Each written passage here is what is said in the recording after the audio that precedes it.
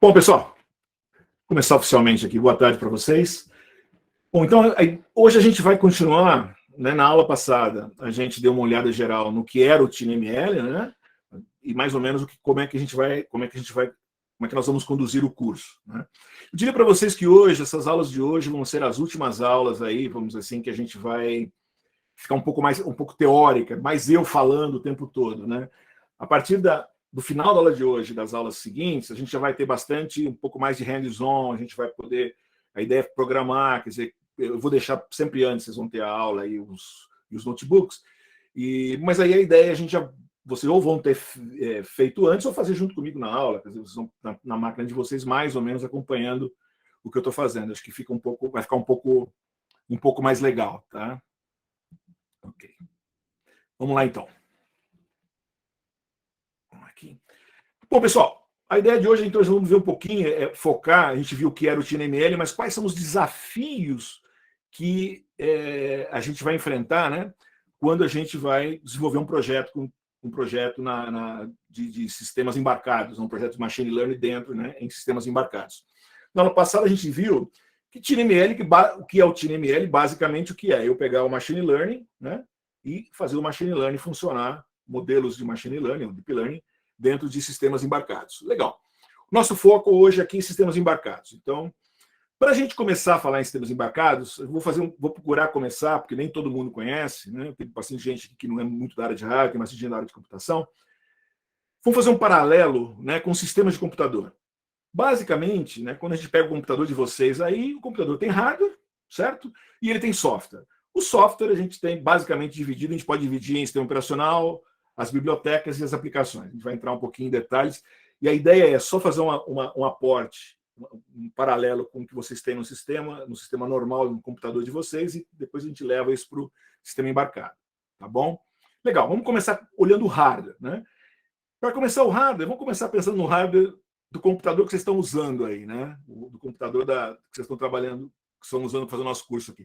Basicamente, quer dizer, quando você pega o teu computador, as partes mais importantes dele, o que é? Né? O microprocessador lá, né? Que é a CPU-zona lá, né? Que faz toda a parte de computacional, né? A parte de onde lá dentro tem, né, unidade de lógica de processamento, uns registros e tal, onde a gente faz toda a parte de computação, vamos dizer assim, todos os cálculos, muda registro, soma, divide e tal.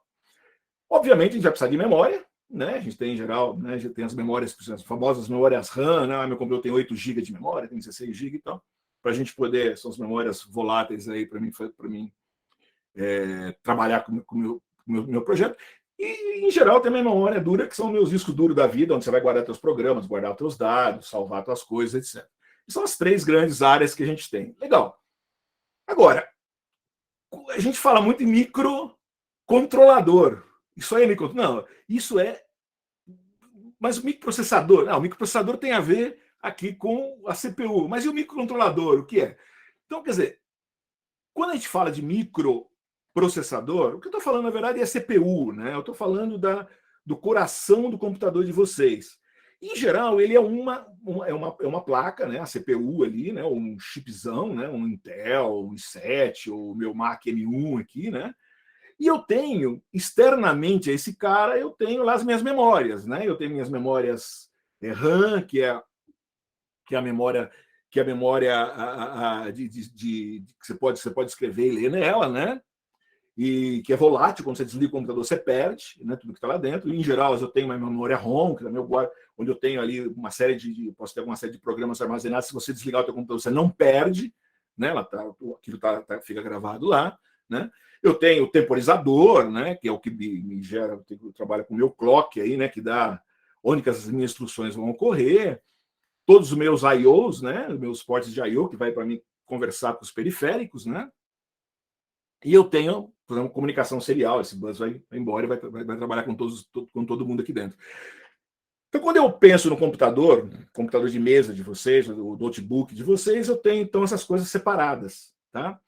Quando eu falo no microcontrolador, na verdade, né, quando a gente fala que isso aqui, esse cara, o kit que a gente vai usar no curso, ele tem um Arduino aqui, que dentro desse Arduino eu tenho um microcontrolador. Quando eu falo isso, é porque esse microcontrolador vai ser um carinha que vai ter aquela CPU, que é a central de processamento, né? E as memórias, tanto memória ROM, né, o flash, que é onde eu vou guardar, o programa fica armazenado, quanto as memórias de trabalho, a memória RAM, o timer, o I/O, etc. Está tudo dentro do mesmo chip. Inclusive, tem mais coisa ali dentro, tem um convencional digital, etc. Mas, enfim, o microcontrolador mesmo, né, é quando eu tenho a CPU, a memória e o I/O, ali, os controladores de I/O, integrados num único chip. Tá? Então, você pega lá esse monte de tralha, né? Tem um Z80, que você quer da minha época aqui, né? Esse era o 180, mas quando eu aprendi microcontroladores aí na Unifei, era 8080, 6800. Nossa época, nossa época. Nossa época, né, Newton? Então, e aí é legal, porque naquela época era sempre assim, quer dizer, eu tinha lá, né? Já era uma loucura, né, Newton? A gente tinha aqui o Z80, pô, você pegar o Z80 bacana, e plugava fora do Z80 as memórias, né?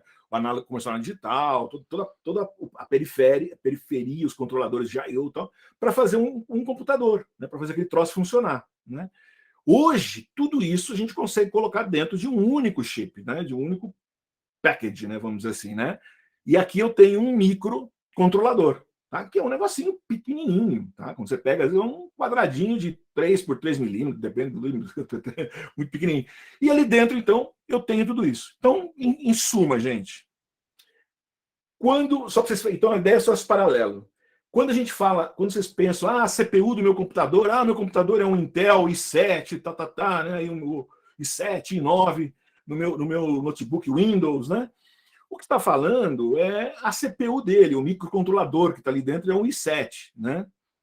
Basicamente, ele é feito para ser o mais geral possível, né? Esses sistemas, né? Um sistema do teu notebook é desenvolvido para funcionar de maneira o mais flexível possível. Quando a gente vai para o mundo dos microcontroladores, que é o coração dos sistemas embarcados, né? Dos embedded systems, tudo está integrado, quer dizer, a minha CPU com as memórias, os meus I/Os estão tudo dentro de um único chip, né? O que eu perco, se eu ganho em tamanho, em economia de energia, uma série de coisas, eu perco em termos de flexibilidade, porque eles começam a ficar cada vez mais especializados, né?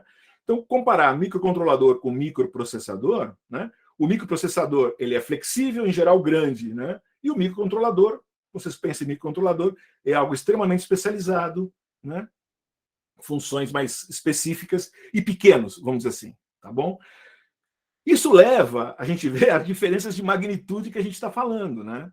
Quando você olha, né, o teu notebook aqui, né? Quando a gente fala, por exemplo, em frequência que eles estão trabalhando, né, a gente está trabalhando na ordem de gigahertz, né? O clock da tua CPU interna dele trabalha na ordem de gigahertz. Esse clock é o que está mandando o movimento das instruções lá dentro, né? Quanto maior esse clock, mais instruções eu consigo trabalhar, mais rápido meu computador, mais esquenta, uma série de coisas, né? No mundo dos microcontroladores, esse negócio já cai bastante. Eu estou falando que eu estou na ordem aí, né, de dezenas ou centenas de megahertz. Você vê que eu estou numa ordem aí, no mínimo 10 vezes menor. No caso do kit que a gente vai usar no curso, né, que é o Nano 33, né, é 64 megahertz. Tá? Memória, né? Os notebooks de vocês, em geral, memória, quando a gente fala em memória RAM, vocês estão aí na faixa de, por exemplo, o meu computador tem 16 gigabytes de memória RAM. Então, hoje, entre 8 GB e 16 GB é o normal. Aí sai para 32 GB, você tem já máquinas mais especializadas, né? Para fazer mais computação gráfica, etc. E aí por diante, né? Quando eu vou para o lado dos microcontroladores, né, a gente já tem aí memória na base dos 200K, 500K, é o normal. Né? Hoje eu já chego nos 1 mega, 2 mega, 1 por tenta, mas já começa quase a sair desse mundo do TinyML, ou dos microcontroladores que vão ser usados para inteligência artificial na ponta. Né? No caso nosso específico, né, é 256K, esse carinha aqui. Um ESP32, acho que são 512K, perdão, 512K, é mais memória RAM do que o nosso o Arduino que a gente vai usar aqui. Mas nessa faixa. Em termos de armazenamento, né, sei lá, o meu notebook aqui tem 1 terabyte de memória dentro do disco duro dele, que está dentro dele. Né? É comum você ter 256 GB, 500 GB, nessa faixa. Quando a gente vai para o nosso mundo aqui, né, esse carinha aqui, por exemplo, tem 1 megabyte de memória flash aqui que eu vou poder guardar os meus programas. Então, até um programa que tem um tamanho de 1 mega, eu consigo colocar aqui dentro, guardado na flash. Quando eu desconecto, o programa continua aqui dentro. Né? Mas obviamente, eu consigo, eu tenho 1%, já vai 2 megas, mas é nessa faixa, percebe? Então, as minhas flashes estão na faixa de mega, vamos dizer assim. Né? Tá bom? E, em termos de energia, é a grande vantagem. Né? Um computador de vocês é na hora de watts, ele esquenta, certo? É watts. Né? Esses carinhas aqui já são na ordem de miliwatts. E eu tenho microprocessadores, microcontroladores que trabalham com microwatts. Né? Então, a gente viu na aula passada, mostrei para vocês que tem caras pequeniníssimos. Então, hoje eu gasto muito, muito pouca energia. Então, só para vocês terem, então, a ideia da ordem de grandeza. Então, são sistemas que trabalham uma frequência 10 vezes menor, 10 mil vezes menor em termos de tamanho, de memória, etc. Então, e só para vocês já começarem a ter na cabeça os problemas que nós vamos ter que resolver. Então, o que eu estou falando, quer dizer, bacana, eu vou fazer um programa, vou rodar um sistema de inteligência artificial no meu notebook. Legal, mas eu vou ter que fazer a mesma coisa num negocinho pequenininho. Então, olha a diferença das ordens de grandeza que a gente tem aí. Né? E essas são as grandes implicações, são os grandes problemas que eu tenho que resolver. Né? Eu vou rodar coisas, né? E aí tá legal, mas eu vou precisar de quanto de memória eu vou precisar? Isso nós vamos ter, são coisas que a gente vai ter que analisar aqui no curso. Puxa vida, mas eu vou fazer um modelo para mim diferenciar cachorro de gato. Quanto de memória RAM eu vou precisar ter disponível para pegar um modelo desse e trabalhar para pegar uma foto e ele descobrir se aquilo é um gato ou um cachorro? Né? Na prática, não necessariamente é isso, mas como eu estava comentando, quer dizer, pegar uma folha de café e ver se ela é uma folha com doença ou uma folha boa, que tipo de doença é. Quer dizer, quanto de memória eu vou precisar ter dentro desse microcontrolador para resolver isso? Sendo que quando eu estou na minha máquina não tenho problema, porque eu estou trabalhando com muita memória. Aqui eu vou ter pouquíssima memória. Né? Então, essas são coisas que a gente vai ter que levar em consideração. São as restrições, os desafios que a gente vai ter que, de alguma maneira, através de hardware e software, tentar resolver para fazer com que esse carinha aqui funcione. Vocês lembram que eu comentei com vocês, eu dei um panorama geral na aula passada, né? Que eu falei, por exemplo, nesse mundo, né? Em termos de hardware, eu dividi mais ou menos 2 partes, vocês se lembram? Né? Eu comentei com vocês, vamos dividir aqui, né? O mundo do EdML ou do Machine Learning na borda, né? Todos esses caras você pode considerar são exemplos que você vê aplicações na borda, quer dizer, que não precisam ficar se comunicando com a nuvem, né? Eles fazem inteligência artificial no local, no mundo físico. Desde você tem aí os Jetson Nano da NVIDIA e outras aplicações hoje poderosas que no chão da fábrica, em todo lugar, os caras vão ali, tem modelos poderosos, estão rodando com GPUs ali dentro, etc. Mas são caras que ele já tem ali o processador dele, o microprocessador dele, né, o microcontrolador dele, dentro dele, a CPU que está lá dentro do microcontrolador, é uma ARM, por exemplo, Cortex-A, que é mais ou menos a mesma que a gente encontra nos smartphones ou no Raspberry da vida. São poderosas, elas gastam já na ordem de quase watts, vamos dizer assim, o pé de watts, quer dizer, em termos de energia, é grande. Não é TinyML, por quê? Vocês lembram? TinyML eu quero que esteja sempre funcionando. Eu quero fazer, é algo que funciona com bateria, tipo bateria de pilha, as baterias pequenininhas, né? Bateria pequenininha assim, né? Botão, né? Bateria tipo botão, né? Bottom battery lá, e que funciona há anos, né? Esses caras não é o caso. Então, um subconjunto do EdML é o TinyML, que é com menos potência. Aí comentei com vocês alguns exemplos, né? Então a gente tinha o Raspberry Pico, e são placas de desenvolvimento, cuidado, hein? São placas de desenvolvimento, que dentro delas tem um microcontrolador que, por sua vez, tem uma CPU rodando lá dentro. Então, por exemplo, o Raspberry Pico, né? O Raspberry Pico é uma placa de desenvolvimento, né? Da Raspberry, né? A Raspberry que lançou ano passado.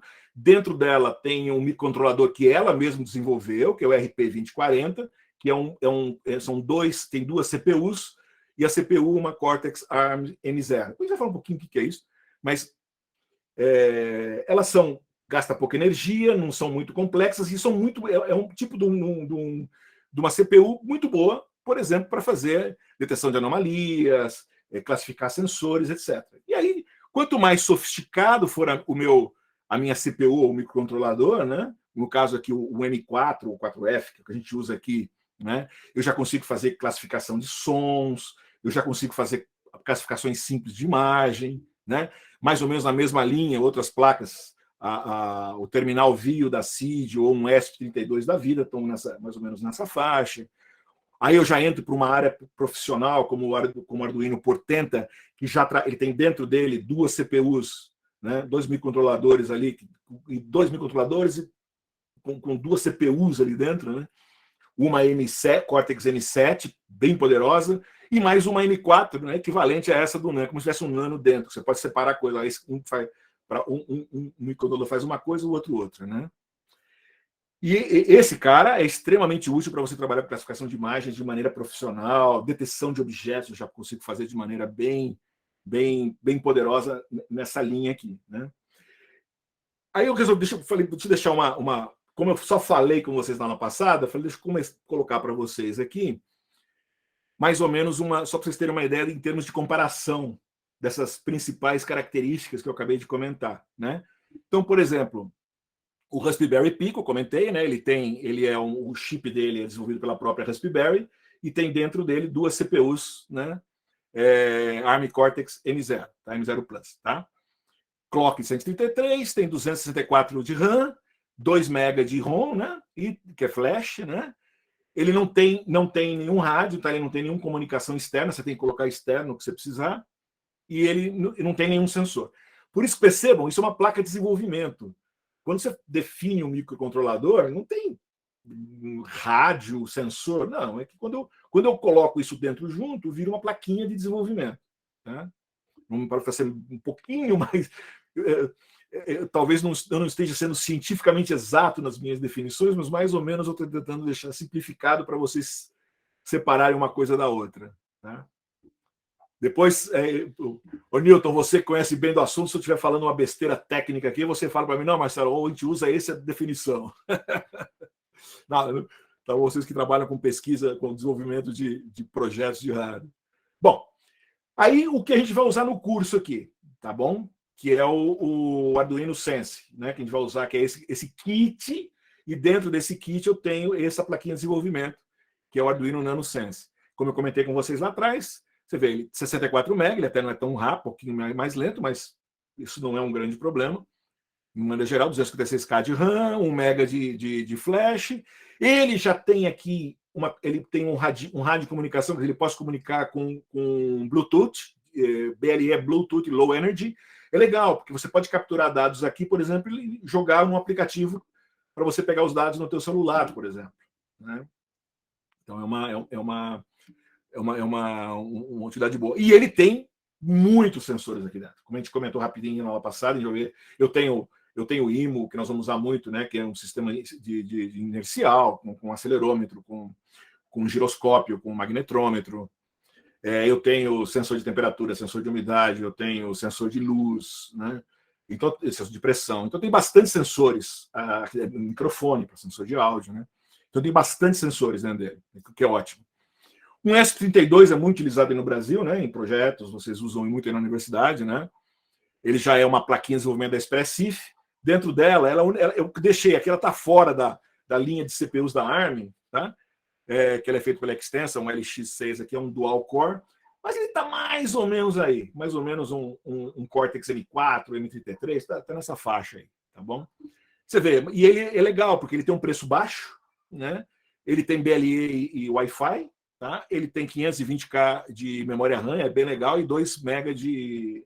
Isso é que estou pegando um mais comum, vamos dizer assim, um S32 mais comum. Na verdade, você vai encontrar muitos modelos diferentes, ou muita fabricação diferente. Esse é um pouco o senão de trabalhar com S32. Porque a Expressif desenvolveu o chipzinho, que na verdade o SP32 está aqui dentro, né? E aí você tem uma infinidade de companhias que fazem as placas que utilizam esse carinha. Então, você vai encontrar muita variação no mercado. Estou pegando mais ou menos o típico de uma placa de desenvolvimento comum que vocês têm aí no mercado brasileiro. Que vocês devem ter na universidade para vocês fazer projeto e tal. O Seed View Terminal, né, que inclusive vocês vão receber, quer dizer, a universidade vai receber. A gente está recebendo vários desse aqui, é bem legalzinho também, é o mesmo microcontrolador Nordic que usa aqui no Arduino Sense. Ele tem um displayzão aqui na frente, ele já tem botões, blá, blá. Ele tem Wi-Fi, ele tem Bluetooth, então ele tem uma série de características que também vários sensores, que é para desenvolver projetos, desenvolver protótipos, fazer as primeiras análises, é legal. Tá? E o Portenta, né? Isso aqui, por exemplo, eu estava fazendo uns projetos com ele aqui, né? Aqui está o Portenta, eu estou um Portenta com um shield aqui, com um shield de visão. Eu tenho um com conexão para a internet e tenho um com LoRa, né? E esse cara já é um cara mais caro, ele já está por uns $80, quer dizer, se a gente for pensar em termos de valor, só para você ter uma ideia do preço dessas placas de desenvolvimento, estou pegando valores, sei lá, vou pegar um valor FOB americano, só para vocês terem uma ideia geral, sei lá, isso aqui custa $4, isso aqui deve estar entre 16 e $20, depende, inclusive tem uns modelos aqui desse cara com a CPU aqui, usando o microcontrolador aqui, que eu uso o RP2040 do Pico dentro dele. Então você já consegue baixar para $16, tá? Mas o normal ele vai chegar a uns $30. Né? Esse cara aqui acho que é $10 mais ou menos, até menos, depois você acha. Né? Esse cara acho que é $16. E esse cara aqui já vai de $80 a $100. Né? Por quê? Porque ele é feito já de maneira muito mais industrial, vamos dizer assim, com uma série de características industriais, de estabilidade, criptografias internas, etc., para você usar em projetos sérios, vamos dizer assim, industriais. Tá? Então, mas só para vocês terem uma ideia, então, mais ou menos do que a gente está falando. Esse cara aqui, ó, o Portenta, com 1 MB de RAM que ele tem, eu consigo fazer projetos de TinyML sofisticados, com classificação de imagens. Eu publiquei semana passada um projeto de detecção de objetos, eu fazia separação de objetos usando uma nova tecnologia que se chama FOMO, que foi desenvolvida pela Impulse, muito legal. Então isso vai te dar uma visão geral, mais ou menos, quer dizer, quando eu falo de várias placas de desenvolvimento, o que eu estou falando é, assim, o que é importante para mim é o microcontrolador que ela tem aqui dentro, que são esses caras aqui, que são os microcontroladores, né? Quanto de memória ROM e RAM ela tem, ROM, flash, mais ou menos ROM ou flash, né? Muito comum essas placas, eu tenho às vezes eu tenho memória ROM dentro do microcontrolador, ele põe uma memória flash externa dentro da própria placa. Né? Alguns têm rádio, alguns não têm rádio, né? E alguns com sensores, outros sem sensores. Então essa é mais ou menos as variações de hardware que a gente tem aí, que a gente vê mais comumente para fazer projetos de desenvolvimento na área de TinyML.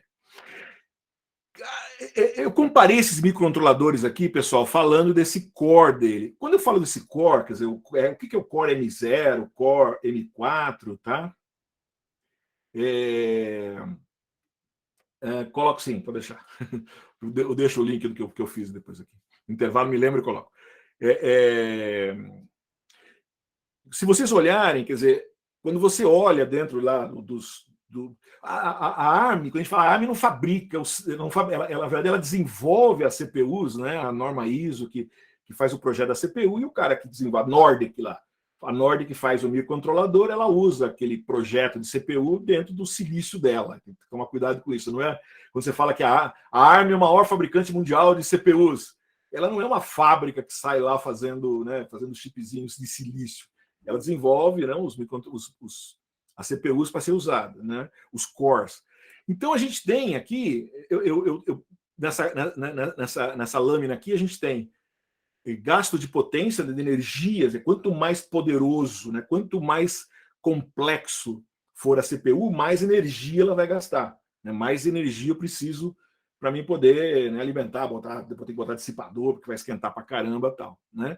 Então, Quanto mais nesse cantinho eu venho aqui, ó, eu tenho a ver com menos potência e, obviamente, também, né, também menos complexidade. Aqui eu tenho os principais microcontroladores que eu uso, os principais CPUs que eu uso dentro do meu no mundo do TinyML. Aqui já eu começo a ser mais complexo, que eu vou para uma área mais industrial, chegando na linha A, por exemplo, aqui, que eu tenho lá já são usados no Raspberry da vida, no NVIDIA, Nano Jetson, num celular, etc. Tá? Então, o que vai interessar para a gente é, eu quero o mínimo de potência possível, né? E sistemas o menos complexo possível, que tudo tem a ver, o menor possível com pouca energia, que é esse grupinho que a gente vai trabalhar muito aqui, né? Aí comentei o Pico, por exemplo, ele está aqui na faixa, né, do M0, tá? A gente vai usar, que em geral ele é feito sistemas de I/O mais genéricos. Aí eu tenho alguns sistemas mais complexos, um pouco é o M3. Aí quando eu já tenho para eu vou usar já aplicações que eu tenho que fazer com processamento de sinais, por exemplo, eu já tenho o M4. E o M4F, na verdade, é que se eu precisar fazer operações com ponto flutuante, por exemplo, tá? Apesar que a maioria das aplicações que a gente vai ter em TinyML, a gente vai procurar não trabalhar com ponto flutuante, tá?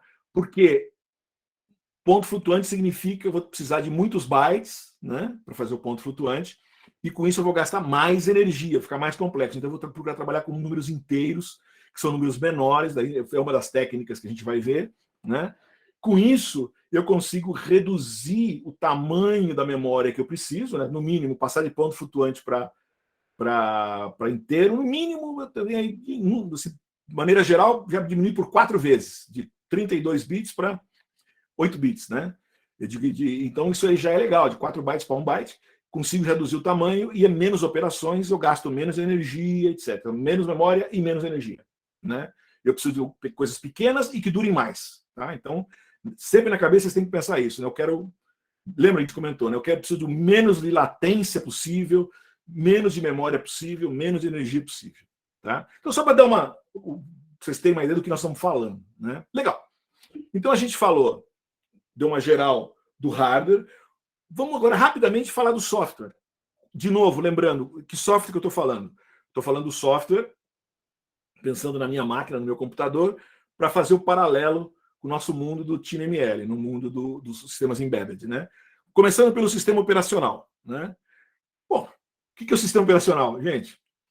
Né? Se eu estou falando da nossa máquina aqui, eu estou falando com vocês no meu Mac, né, que está rodando o macOS.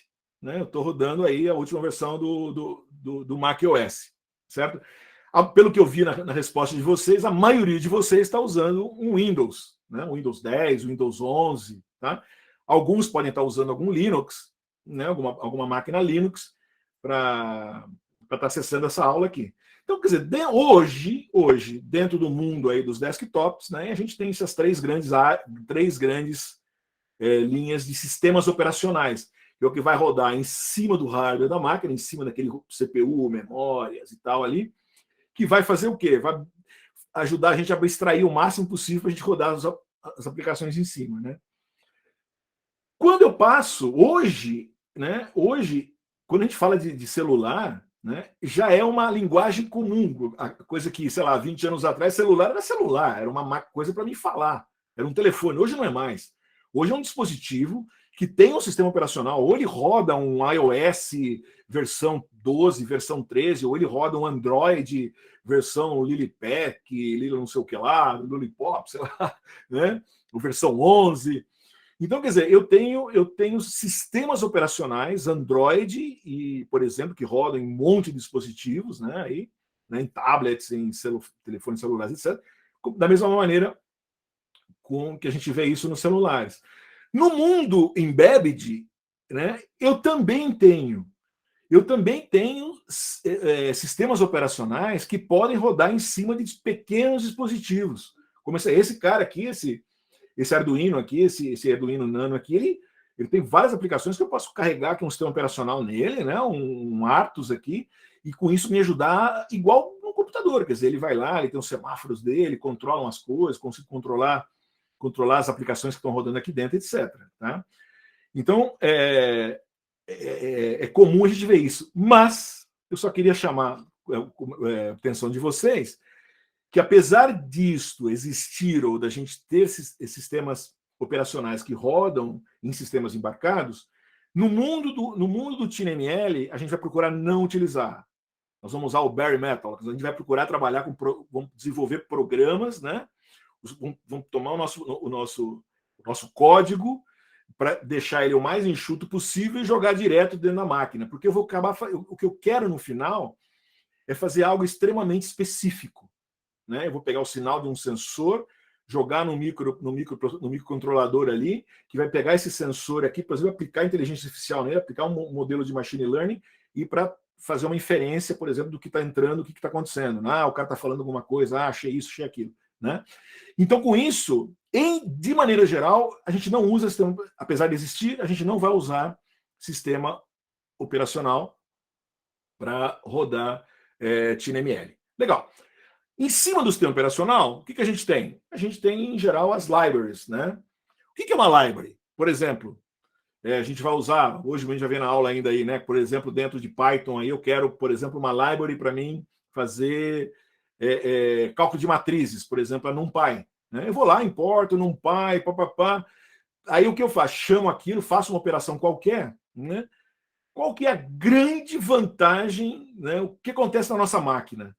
A mesma biblioteca de NumPy que está rodando em cima do Python, em cima da minha máquina aqui, é a mesma que está rodando na máquina de vocês, é a mesma que está rodando, eu posso rodar dentro de um Raspberry Pi, botar ali, programar dentro do Raspberry Pi e jogar ali para dentro. Tá? Vai funcionar igualzinho. Tá? Com isso, né, a vantagem num sistema normal que a gente tem, um sistema computacional aí normal, é que esse sistema, o sistema operacional que está aqui, ele vai fazer com que a mesma biblioteca funcione de maneira igual para todo o hardware aqui. Tá certo? O que eu tenho aqui é flexibilidade, certo? Portabilidade, quer dizer, eu consigo fazer isso legal, né? Infelizmente, não é o que acontece no nosso mundo. Por quê? O que acontece? De uma maneira geral, o que a gente está vendo, o que a gente vê quando a gente está trabalhando no mundo dos sistemas computacionais normais, né? A gente tem o quê? O que eu procuro fazer sempre é ter uma portabilidade, compatibilidade. Desenvolvo uma aplicação, quando eu desenvolvo uma aplicação, né? Eu quero uma aplicação, uma biblioteca que funcione igualzinho para todo mundo, que seja o mais geral possível. Consequentemente, eu vou gastar mais dinheiro, eu vou gastar mais consumo e eu vou ter um esforço de engenharia muito grande, né?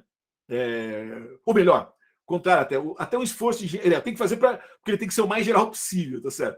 Agora, quando eu vou para o nosso mundo aqui, o que acontece? Quando eu venho para o mundo do TinyML, né, que é uma outra opção, né, eu vou fazer o quê? Eu vou fazer um trade-off, eu vou trocar essa portabilidade, né, porque eu estou preocupado em gastar menos, fazer uma coisa com menos custo, e eu vou ter um esforço de engenharia específico para aquela função. Então, quanto mais específico o sistema, né? Eu vou precisar. É um sistema para trabalhar com som. Eu vou precisar de um cara que conheça som, beleza. Eu não preciso ter um cara que conheça som, imagem, sistema cardíaco, médico. Não, é aquilo que eu estou fazendo. Né? Então eu tenho um trade-off. É isso que é importante vocês terem na cabeça. Né? Então, quando a gente está num sistema normal, no mundo normal da computação, quando vocês fazem um programa genérico, vocês estão desenvolvendo uma aplicação qualquer para rodar aí num microprocessador, vamos dizer assim, beleza.